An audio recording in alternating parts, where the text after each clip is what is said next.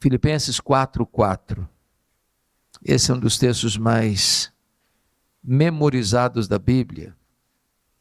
E vamos nos deter sobre ele e nele nesta noite. Eu estou com a versão revista e atualizada. E nesta versão está escrito assim: alegrai-vos sempre no Senhor. Outra vez digo, alegrai-vos. A igreja pode repetir comigo, por favor? Alegrai-vos sempre no Senhor. Outra vez digo, alegrai-vos. Amém. Bom, eu quero começar pedindo licença a você para lhe fazer uma pergunta. Na verdade, uma pergunta pessoal. E eu sei que vocês não gostam de perguntas pessoais. Aliás, nós não gostamos de perguntas pessoais. Porque toda pergunta pessoal invade a nossa privacidade. Toda pergunta pessoal nos põe contra a parede. E nós não gostamos que ninguém invada a nossa vida sem pedir licença. Mas vou lhe fazer essa pergunta como se nós estivéssemos numa conversa bem particular. E a pergunta é esta: você é uma pessoa feliz? Você é uma pessoa feliz? Bom, não precisa ter muita pressa também para dar essa resposta, porque esta pergunta não é tão simples e não é tão óbvia como parece. Eu explico. Em 1991, nós fomos à missão Quacis-Abantu, na África do Sul, onde aconteceu um grande avivamento nos idos de 1966. E uma pessoa que nos acompanhava na caravana perguntou à esposa de um dos missionários daquela missão: você é submissa ao seu marido? A mulher deu uma resposta inteligentíssima. Ela respondeu assim: eu posso lhe garantir que o meu marido me ama. Mas se eu sou submissa a ele ou não, essa pergunta não tem que ser feita a mim, tem que ser feita a ele. E eu gostei da resposta. Então eu vou mudar minha pergunta. Seu marido pode garantir que você é uma mulher feliz? Sua mulher pode garantir que você é um homem feliz? Lá em Provérbios 31, diz que os filhos da mulher virtuosa se levantavam e diziam assim: mamãe é uma mulher ditosa, mamãe é uma mulher feliz. Seus filhos podem dizer isso a seu respeito? Seus pais podem dizer isso a seu respeito? Seus colegas de escola, de trabalho, podem dizer isso a seu respeito? Seus parentes podem dizer isso a seu respeito? Os membros da sua igreja podem dizer isso a seu respeito? Bom, é provável que a essas alturas você já esteja criando alguns mecanismos de defesa aí no seu coração. Dizendo assim: o pastor está me fazendo essas perguntas porque não conhece a minha história. Porque se eu contar a minha vida, até pedra chora. Ou talvez você argumente assim: mas dá para ser feliz no mundo de hoje? Tantas guerras, tanto terrorismo, tanta violência, tanta corrupção, tanta maldade, tanta apostasia. Dá para ser feliz? Quando penso nisso, me vem à mente que Paulo escreveu esse texto, não hospedado num hotel 5 estrelas em Roma. Ele escreveu esse texto preso, algemado, acusado injustamente pelos seus irmãos, os judeus. E mesmo nesta circunstância carrancuda, ele diz: alegrai-vos sempre no Senhor. Outra vez digo, alegrai-vos. E ele nos ensina 3 coisas aqui. Primeiro, a alegria do cristão não é uma mera possibilidade ou opção. É um mandamento imperativo. A alegria aqui não é substantivo, é verbo. E verbo no imperativo. Você e eu não temos o direito de sermos uma pessoa triste. Porque ser uma pessoa triste é um pecado. É um pecado de desobediência a uma ordem expressa de Deus. Isso porque o evangelho que nos alcançou é boa nova de grande alegria. O reino de Deus que está dentro de nós é alegria no Espírito Santo. O fruto do Espírito é alegria. A ordem de Deus é alegrai-vos. E a alegria do Senhor é a nossa força. Agora notem, me permita outra pergunta. Você tem problema na sua vida também? Ou só eu que tenho na minha? De vez em quando alguém fica doente na sua família também, ou só na minha que fica? Às vezes a grana fica curta lá também, ou só na minha casa que fica? Quando Paulo diz assim, alegrai-vos sempre, o que ele está querendo dizer? Ele está querendo dizer que a alegria do cristão é ultra circunstancial. Estar feliz quando está tudo bem, até o ateu consegue. O grande desafio é ser uma pessoa feliz, apesar das adversidades. Notem que eu não perguntei para você se você está feliz. Eu não fiz essa pergunta. Eu perguntei se você é uma pessoa feliz.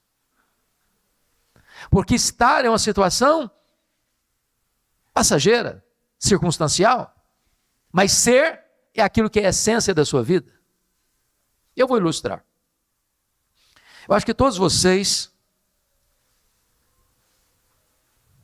já ouviram falar do Dr. Horatio Spafford, um rico advogado de Chicago, que viveu no século XIX. Esse homem tinha 5 filhos, 4 meninas e um menino caçula. Ele foi levado a Cristo pelo ministério de Dwight Lima Moody. Ele enfrenta um grande drama quando seu filho caçula morre. Se não bastasse essa tragédia, vocês já ouviram e leram sobre isso, quando Moody pregava numa cruzada em Chicago, houve um terrível incêndio. Milhares de prédios, milhares de casas destruídos por causa daquele incêndio. Centenas de pessoas morreram. Dr. Horatio Spafford perdeu grande parte da sua fortuna nesse incêndio. Então, sabendo que Moody estava numa campanha evangelística na Inglaterra, ele resolve viajar com a esposa e as 4 filhas para a Inglaterra, para estar junto com Moody, já que ele era amigo pessoal de Moody. Na véspera da viagem ele não conseguiu embarcar, mas enviou a esposa e as 4 filhas de Chicago para Nova York, onde pegaram um navio rumo à Inglaterra. Aquele navio naufragou. 292 pessoas morreram. A esposa dele mandou-lhe um telegrama: salva, porém só. As 4 filhas morreram naquele naufrágio. Ele vai ao encontro da esposa e pede ao comandante do navio para mostrar a ele o local do acidente, onde as suas filhas morreram. E o Deus que inspira canções nas noites escuras, colocou no coração dele uma música e ele a escreveu, e só escreveu esta em toda a sua vida. E esta música é mundialmente conhecida e cantamos ainda hoje. Se paz a mais doce me deres gozar, se dor a mais forte sofrer, ó seja onde for, tu me fazes saber que feliz com Jesus sempre sou feliz com Jesus, meu Senhor. Um pai que vê as 4 filhas morrendo, engolidas pelas ondas revoltas do mar, não está feliz. Mas se ele tem Jesus, ele é feliz. Sabem por quê? Porque a felicidade do cristão não é um sentimento, não é uma emoção. A felicidade do cristão não é apenas presença de coisas boas ou ausência de coisas ruins. A alegria do cristão tem nome. A alegria do cristão é Jesus.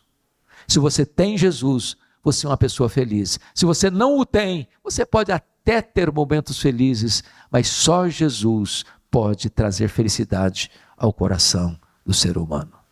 A nossa alegria é, portanto, imperativa, ultra circunstancial e cristocêntrica.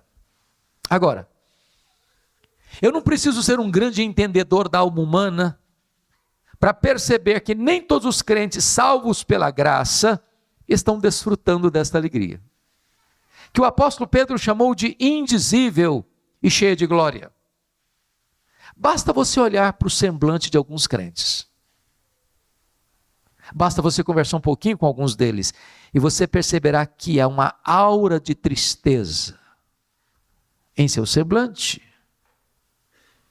A grande pergunta: o que está acontecendo? Quem está roubando a alegria dos crentes?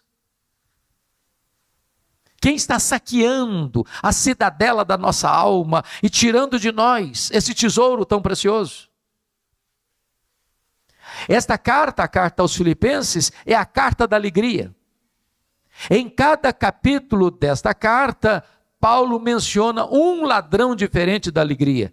Quais são esses ladrões? Com a Bíblia aberta comigo em Filipenses, veremos quais são esses ladrões. O primeiro ladrão está aí no capítulo 1, versículo 15. Confira comigo, por gentileza. Filipenses, capítulo 1, versículo 12, melhor dizendo, não 15, versículo 12. Paulo diz assim: meus irmãos, eu quero ainda cientificar-vos de que as coisas que me aconteceram têm antes contribuído para o progresso do Evangelho. Preste atenção, as coisas que me aconteceram, ou as coisas que me têm acontecido. As coisas que nos acontecem são as circunstâncias da vida. E as circunstâncias da vida são o primeiro ladrão da alegria. Sabem por quê? Porque as circunstâncias acontecem com vocês, ou com você, querendo você ou não, gostando você ou não, planejando você ou não. As circunstâncias acontecem ao arrepio da sua vontade, à revelia do seu querer. E às vezes chegam de súbito e põem a sua vida de ponta cabeça. É um acidente grave. É um divórcio amargo. É um luto doloroso. É uma traição amorosa. É uma rasteira do sócio da empresa. É um filho que se envolveu com drogas. É uma filha criada no Evangelho e que de repente rejeita todo o legado recebido e dá as costas para Deus. É um prejuízo financeiro radical. É uma situação que você nunca imaginou passar na vida, mas está passando. Circunstâncias. Circunstâncias. Circunstâncias. Imagine você ainda um médico por um exame de rotina e descobre que está com a doença grave. Imagine você, 20 anos, 30 anos de casamento, de repente um fato acontece e o casamento acaba. Imagine você levando a sua filha ao altar, no dia do casamento, na expectativa de que ela vai construir uma história de felicidade, para descobrir que esse homem é um homem rude, que vai agredi-la física, emocional, psicológica e espiritualmente. E o casamento acaba machucado e ferido nas barras de um tribunal por um doloroso divórcio. Se você não tomar cuidado, você leva embora a sua alegria. Circunstâncias. Quando o apóstolo Paulo diz assim: meus irmãos, eu quero que vocês saibam que as coisas que me aconteceram não tiraram a minha alegria, mas contribuíram para o progresso do Evangelho. Eu preciso perguntar para Paulo: do que você está falando, Paulo? Que circunstâncias são essas? O que aconteceu com você? E ele poderia resumir para nós assim: olha, eu fui perseguido em Damasco, eu fui rejeitado em Jerusalém, eu fui esquecido em Tarso, eu fui apedrejado em Listra, eu fui açoitado em Filipos, eu fui escorraçado em Tessalônica, Eu fui enxotado de Bereia. Eu fui chamado de tagarela em Atenas. Eu fui chamado de impostor em Corinto. Eu enfrentei feras em Éfeso. Eu fui preso em Jerusalém. Eu fui acusado em Cesareia. Eu enfrentei um naufrágio para Roma. Eu fui picado por uma cobra em Malta. Eu cheguei em Roma preso e algemado. Mas eu quero que vocês saibam que as coisas que me aconteceram têm antes contribuído para o progresso do Evangelho. Esse homem não crê em acaso. Esse homem não crê em sorte. Esse homem não crê em azar. Esse homem não crê em determinismo cego. Esse homem não crê em misticismo. Esse homem não crê em olho gordo. Esse homem não crê em macumba para crente. Esse homem sabe que a mão de Deus dirige o seu destino. Porque ele está preso em Roma, ele diz no capítulo 1 que 3 coisas aconteceram. Primeiro, as igrejas foram mais encorajadas a pregar ao ver Paulo preso, trabalhando mais do que eles que estavam livres. Na verdade, quando Paulo era preso, eu só entendi que tinha mudado o campo de ação do ministério. Ele era um embaixador em cadeias. Ele era um prisioneiro de Cristo. Porque Paulo estava preso em segundo lugar, diz ele, toda a guarda pretoriana tomou conhecimento das minhas cadeias em Cristo. O que era a guarda pretoriana? Era a guarda de elite do imperador. Eram 16 mil soldados da mais alta patente do império. Se Paulo estivesse solto, certamente ele jamais teria alcançado a elite militar de Roma. Mas naqueles 2 anos na casa de César, sendo um prisioneiro de César, tinha um soldado da guarda pretoriana algemada com ele, em 3 turnos por dia, em rodízio durante 2 anos. O que Paulo fez? Evangelho neles. Evangelho neles. O cara não podia nem sair porque estava algemado com ele. Ao fim de 2 anos, toda a guarda pretoriana estava evangelizada. E ele escreve no capítulo 4, 22, os santos vos saúdam, especialmente os da casa de César. Terceiro, porque Paulo estava preso, não podendo viajar, como era seu propósito e vontade, inclusive de ir à Espanha, naquela situação, passou a escrever cartas. As cartas da primeira prisão, Efésios, Filipenses, Colossenses, Filemon. Preste atenção, se Paulo estivesse solto, talvez nós não teríamos essas joias tão preciosas na nossa Bíblia. Sabe o que significa isso? Às vezes você olha para a sua vida e parece que está tudo de ponta cabeça. Você fez um plano e saiu outro. Você planejou uma coisa e aconteceu outra bem diferente.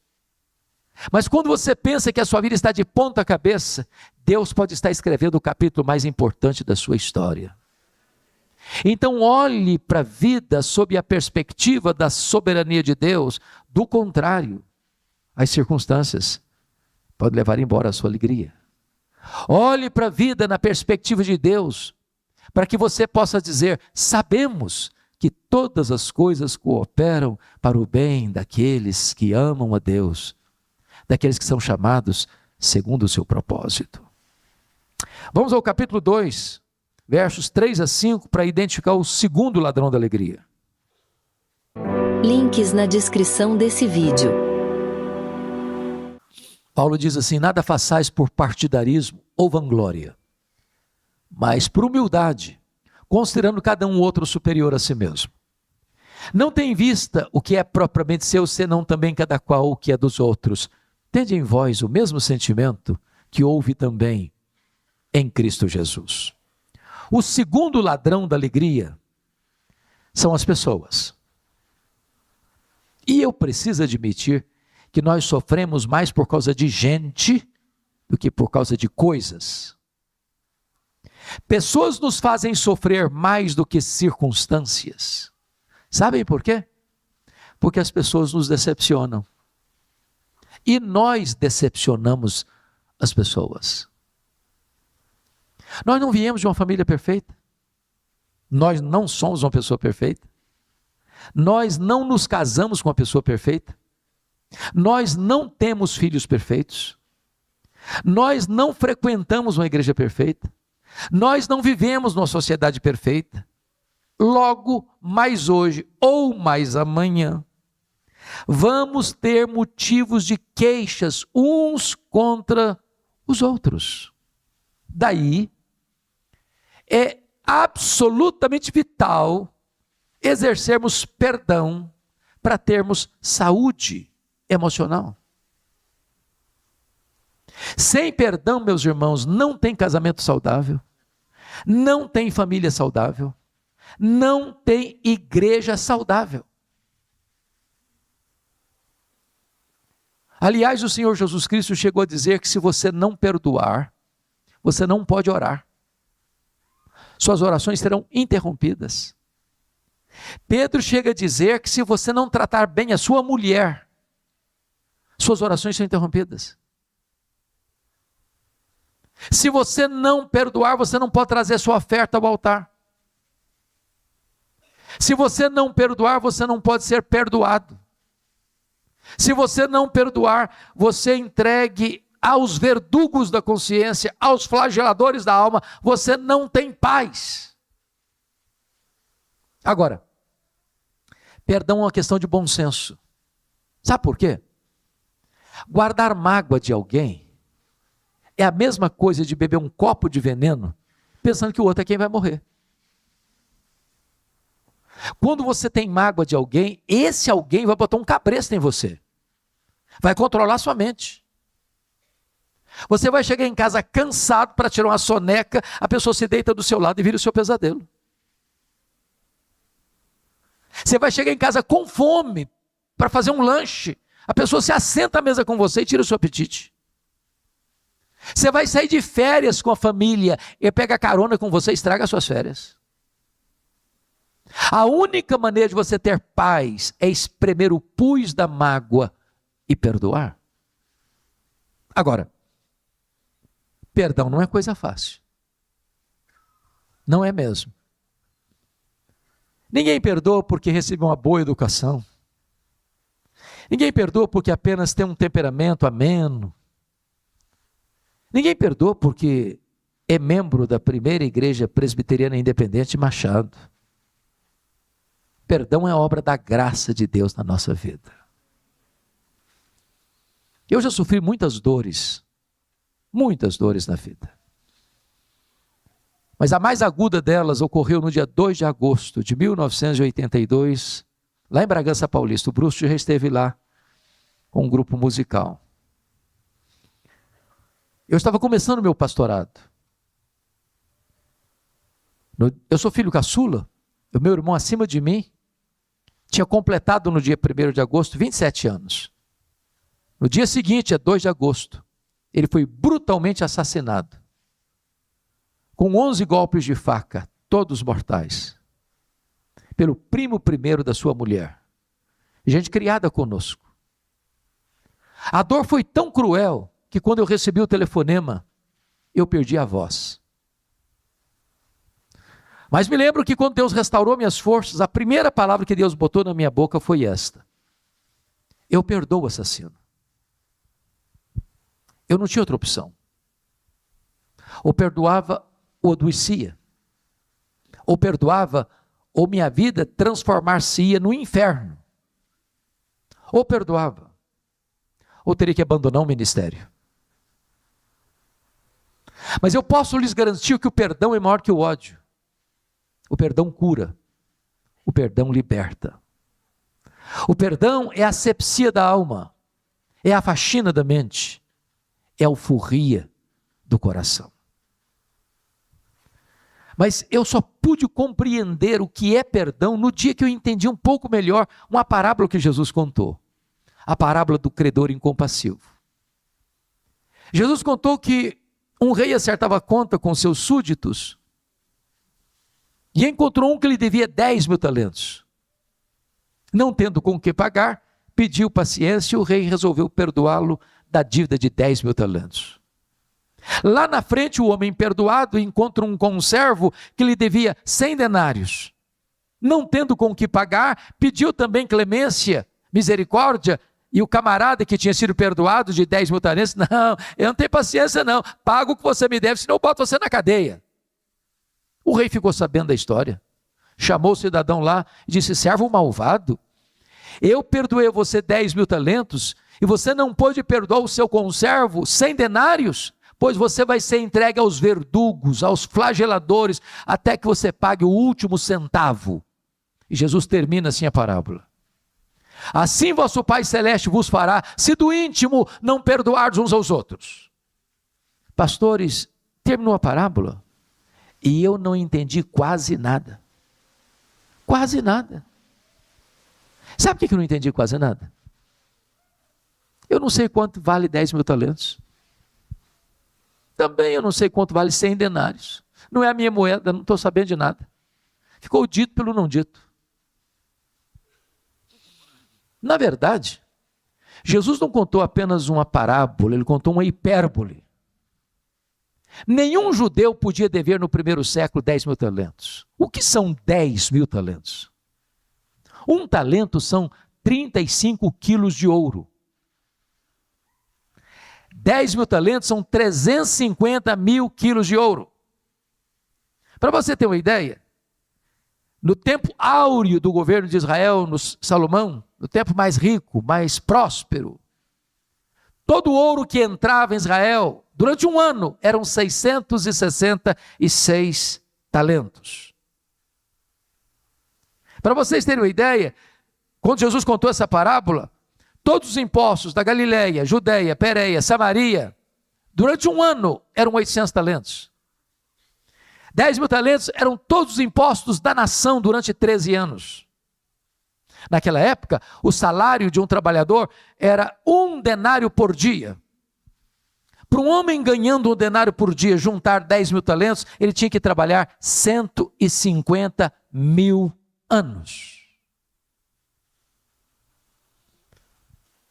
Em outras palavras, a dívida é o quê? Impagável. Por que Jesus contou essa parábola com essa cifra tão grande? Para retratar o tamanho da sua, da minha, da nossa dívida com Deus. Ela é impagável. E Deus nos-la perdoou completamente. Louvado seja o seu nome. O problema é que o camarada que fora perdoado de 150 mil anos, encontra alguém que lhe deve 3 meses e 10 dias. E não consegue perdoar. 10 mil talentos são 600 mil vezes mais do que 100 denários. Quem tinha recebido um perdão 600 mil vezes maior, não está liberando um perdão 600 mil vezes menor. Sabe o que Jesus está querendo nos ensinar com isso? Você nunca pode dizer para alguém, eu não perdoo você não. Você me machucou muito, me humilhou demais, me feriu demais, eu não perdoo. Sabe o que a Bíblia diz? Que nós devemos perdoar assim como Deus em Cristo nos perdoou. E a Bíblia vai além. Deus perdoa os nossos pecados e deles não mais se lembra. Aí você diz assim, pastor, é aí que eu me encrenco. Porque perdoar até que eu perdoo, mas eu não esqueço não. Não, eu não esqueço não. Então deixa eu fazer uma pergunta para você. Você não esquece mesmo? Porque se você não esquece mesmo, eu tenho uma boa notícia para lhe dar. Isso significa que você não tem amnésia. Porque quando a Bíblia diz que Deus perdoa e esquece, a Bíblia não está dizendo que Deus tem amnésia. Deus não tem perda de memória. Deus é onisciente. Então o que a Bíblia quer dizer que Deus perdoa e esquece? A Bíblia quer dizer que Deus nunca mais joga no seu rosto um pecado que já perdoou você. Deus nunca mais cobra de você uma dívida que já perdoou você. Então, perdão é lembrar sem sentir dor. Voltemos aos versículos lidos, 2 a 3. 3 a 5. A igreja de Filipos era uma igreja incrivelmente parceira do apóstolo Paulo. A única igreja que se associou com Paulo no que tange a dar e receber. Por exemplo, quando Paulo estava plantando a igreja de Tessalônica, essa igreja foi parceira de Paulo na plantação da igreja de Tessalônica. Ajudou Paulo lá. 2 vezes. Segundo, quando Paulo era pastor da igreja de Corinto, a igreja de Corinto era mão de vaca, pão dura. Não pagava o salário de Paulo. Foi a igreja da Macedônia, dentre elas de Filipos, que sustentou Paulo para Paulo ser pastor da igreja de Corinto. Quando Paulo estava em Roma, essa igreja ajudou Paulo quando ele estava lá numa situação difícil. Portas para fora, essa igreja era uma bênção. Portas para dentro, o pau quebrava. Dá uma olhadinha, por exemplo, capítulo 4, versículo 2. Ele diz assim para duas irmãs que eram líderes na igreja, cooperadoras do ministério de Paulo. Num dado momento, aquelas irmãs se desentenderam. Sabia que crentes às vezes brigam? Aí Paulo diz assim: rogo a Evódia, rogo a Sintique, pensem concordemente no Senhor, parem de bater a cabeça. Se a Sintique sentasse do lado direito na igreja, a Evódia estava lá do lado direito, lá do outro lado. Elas não conversavam mais. Estavam brigadas. Brincando um pouquinho com vocês. Vou falar baixo porque tem mulheres no auditório. Dizem que quando as mulheres da igreja começam a brigar, é porque a coisa está feia mesmo. Tinha gente lá em Filipos que trabalhava desde que ele aparecesse. Os holofotes em cima dele. Vanglória. Tinha gente que trabalhava na igreja desde que o grupinho dele aparecesse. Partidarismo. Tinha gente lá na igreja de Filipos que era narcisista, só pensava nele mesmo e não no que era dos outros. Eu acho que tinha gente dizendo assim para Paulo: Paulo, você que não está aqui agora, Paulo, tem crente nessa igreja aqui que dá azia em copo de bicarbonato. Dá não, Paulo. É difícil demais.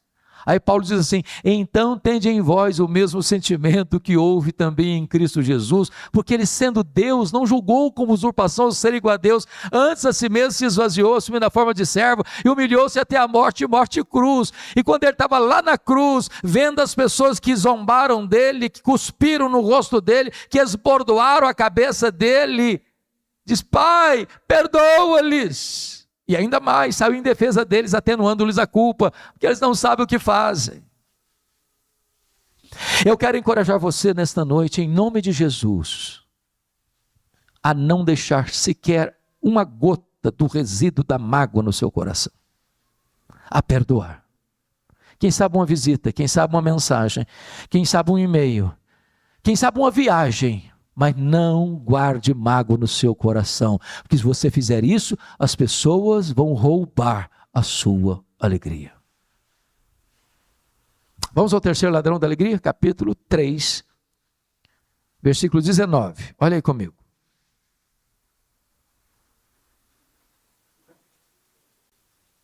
O destino deles é a perdição. O Deus deles é o ventre. A glória deles está na sua infâmia, visto que só se preocupam com as coisas terrenas.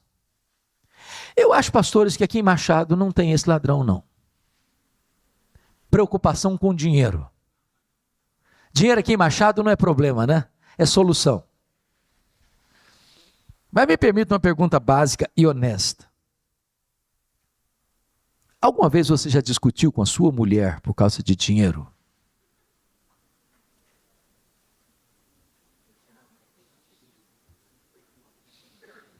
Alguma vez você já discutiu com o seu marido por causa de dinheiro? Bom, se vocês falarem para mim que nunca, eu vou duvidar da honestidade de vocês. As pessoas discutem por causa de dinheiro, porque tem muito dinheiro, porque tem pouco dinheiro, porque não tem dinheiro nenhum. Sempre discute. O dinheiro é o principal ponto de discussão na família contemporânea. O problema é que algumas pessoas só se preocupam com as coisas terrenas. Gente que levanta de madrugada, vai dormir tarde, come penoso pão que granjearam, porque só se preocupa com as coisas terrenas. Tem gente que por dinheiro casa, por causa de dinheiro descasa. Tem gente que por amor ao dinheiro mente. Tem gente que corrompe, tem gente que é corrompida. Tem gente que mata, tem gente que morre por causa de dinheiro. Tem gente que vende alma para o diabo por causa de dinheiro, que só se preocupam com as coisas terrenas. O dinheiro é mais do que uma moeda. O dinheiro é uma entidade. O dinheiro é um ídolo. O dinheiro é um Deus, com D minúsculo. O dinheiro é mamon. Talvez o ídolo mais adorado na nossa geração é dinheiro. Se você for olhar o que está por trás de um país invadir o outro, de uma guerra ou de outra guerra, você vai perceber que está por trás do que? Dinheiro, poder. Se você olhar por trás de todas as corrupções, seja na política, seja no mundo empresarial, o que está por trás é amor do dinheiro. É poder. Aliás, a única entidade que Jesus chamou de Senhor não foi César, não foi o diabo, foi dinheiro. Ninguém pode servir a dois senhores, a Deus e as riquezas.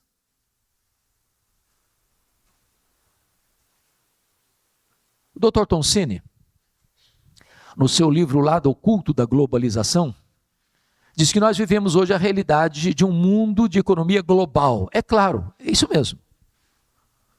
Dá um tremor lá na Bolsa de Valores de Singapura.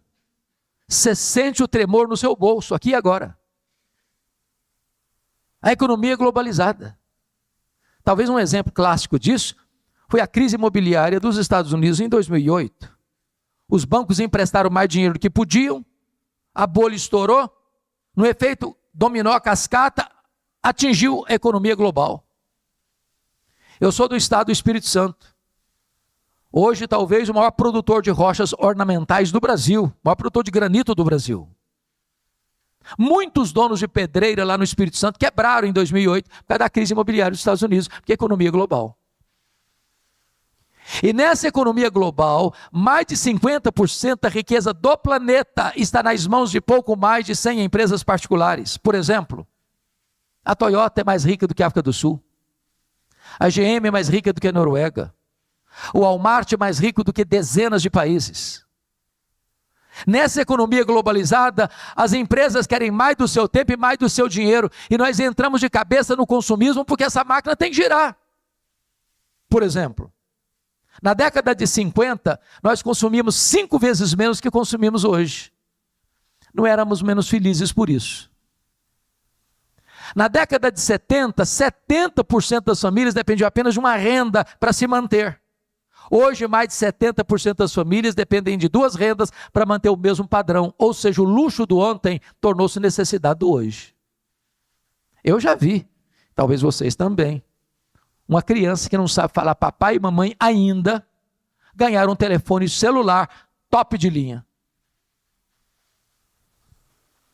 Eu não sirvo de referência, porque fui criado na roça, um pé no chão. E o único brinquedo comprado em loja que eu tive era um carrinho de plástico de 5ª categoria. Mas posso lhes garantir que eu sobrevivi.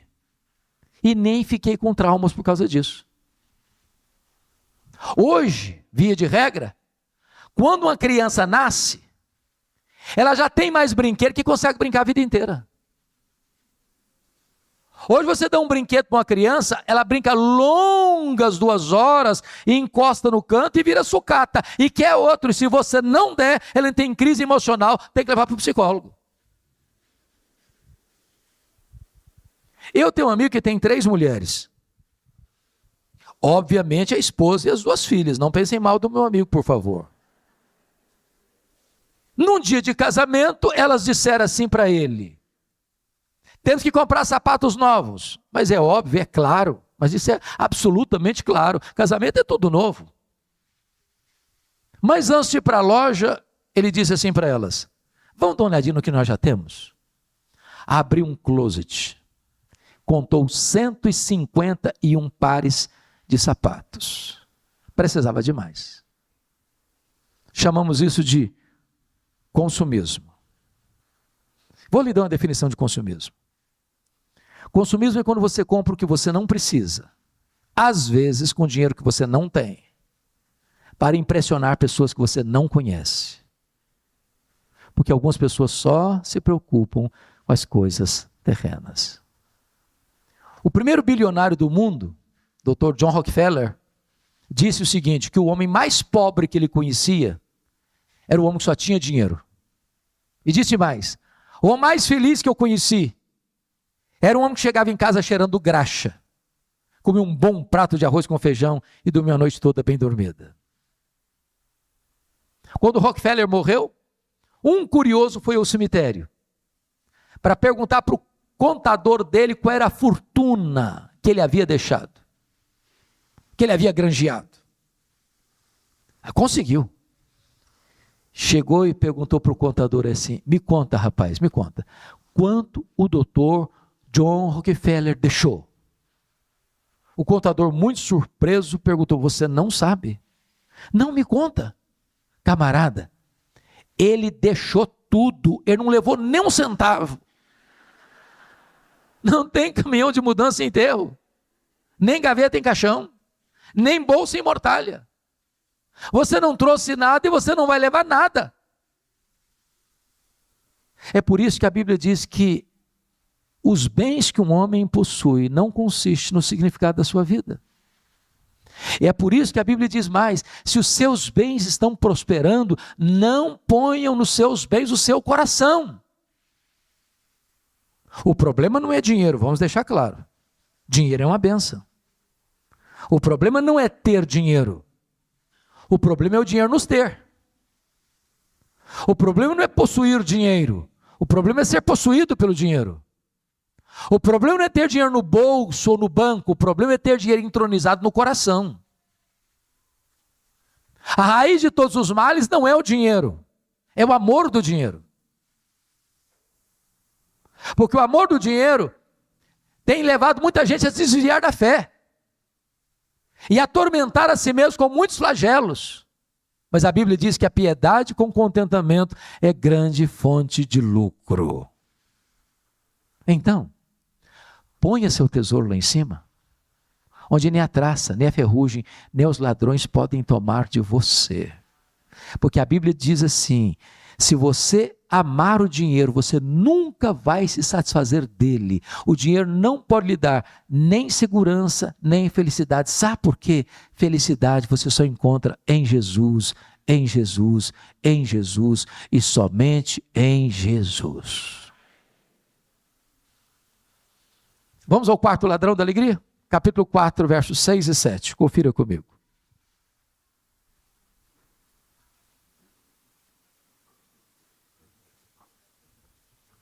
Paulo diz assim: não andeis ansiosos de coisa alguma. Em tudo, porém, sejam conhecidas diante de Deus as vossas petições, pela oração e pela súplica com ações de graças.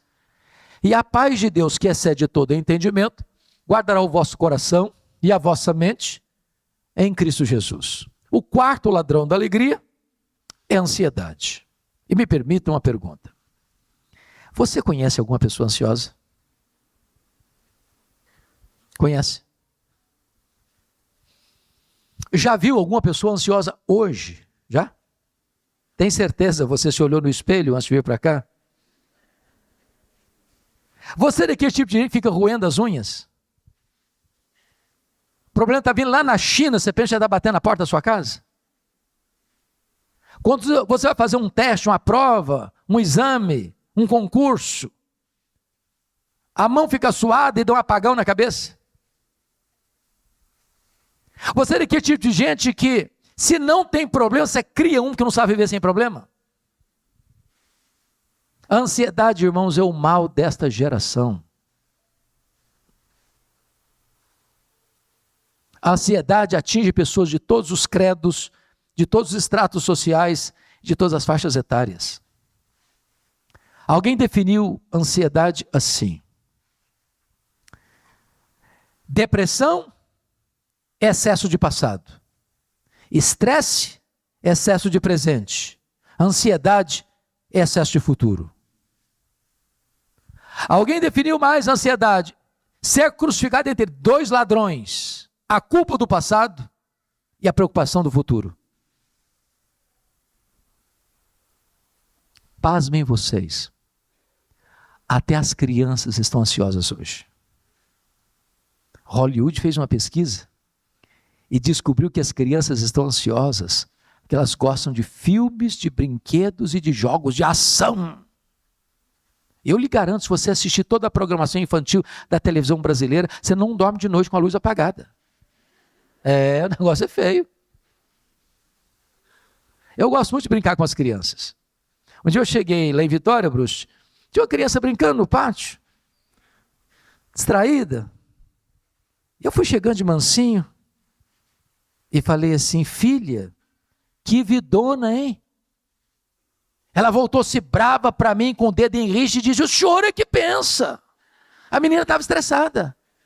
Coitadinha. Ansiedade.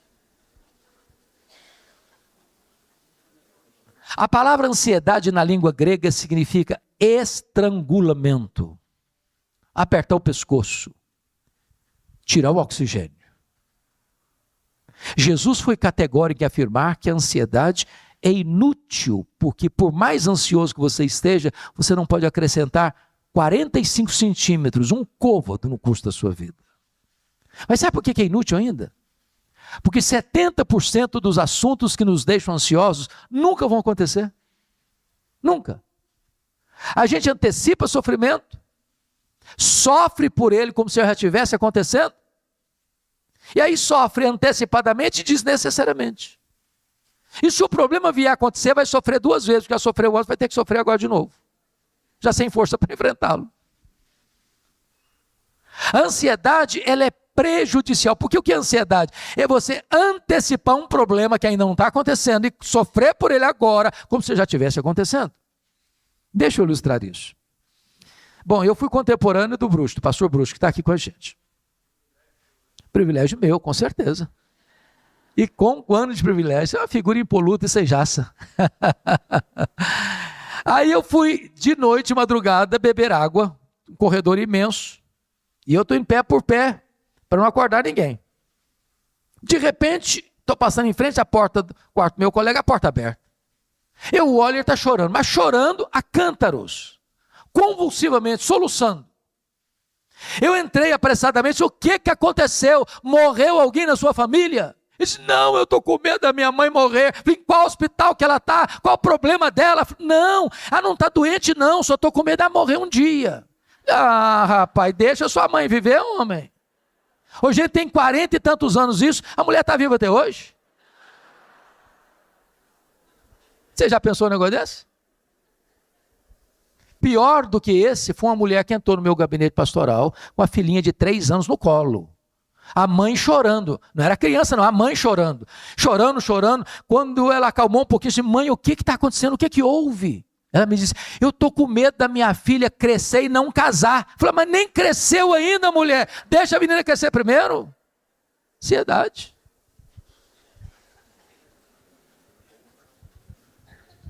Jesus disse que a ansiedade é um gesto de incredulidade.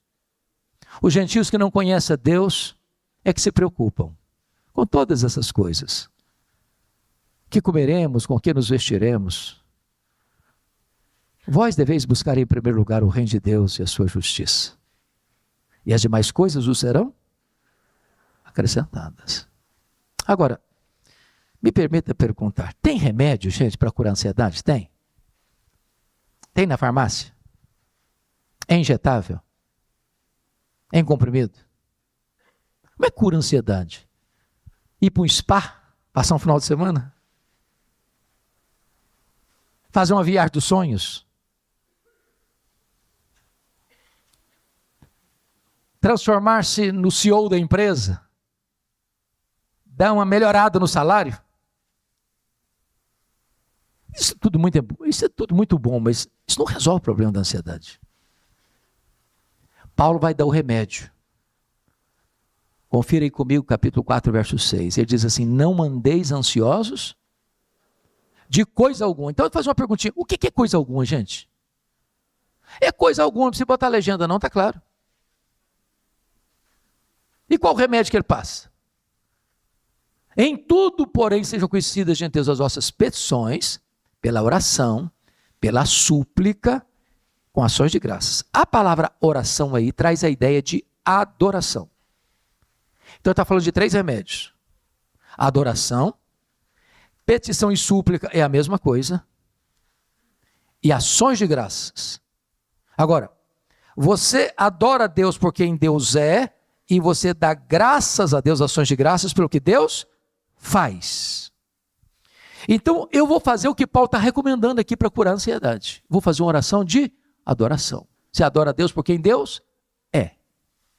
Eu chego para Deus, então eu disse: meu Deus, eu quero te adorar, porque tu és o Deus da minha vida.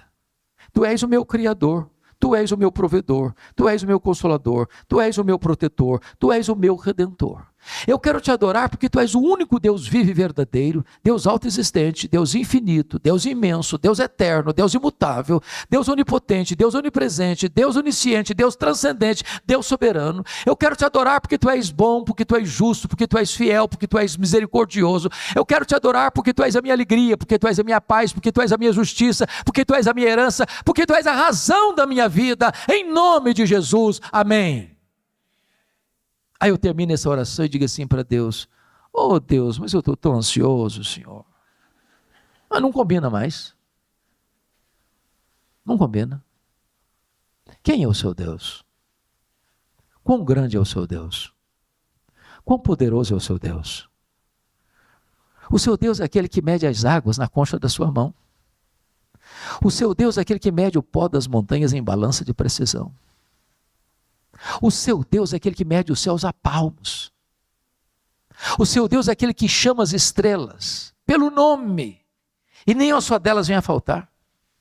O seu Deus é aquele que olha para as grandes potências econômicas e militares da terra e considera todas elas como um pingo que cai de um balde, como um vácuo, como nada, como menos do que nada. Este é o seu Deus, este é o seu Pai. Está lhe dizendo: não ande ansioso de coisa alguma.